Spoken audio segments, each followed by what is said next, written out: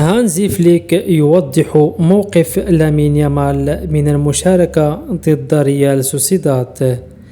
أعطى هانزي فليك مدرب برشلونة توضيحا بشأن فرص مشاركة اللاعب لامين يامال في مواجهة فريق ريال سوسيداد ضمن منافسات الجولة السابعة من الدوري الإسباني.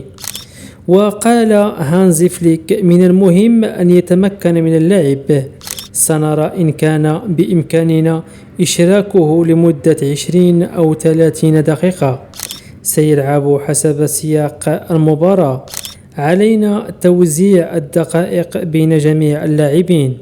ويجلس لامين يامال على مقاعد البدلاء بعد عودته مؤخرا من الإصابة، في انتظار الفرصة للعودة تدريجيا للمشاركة مع الفريق واستعادة جاهزيته الكاملة.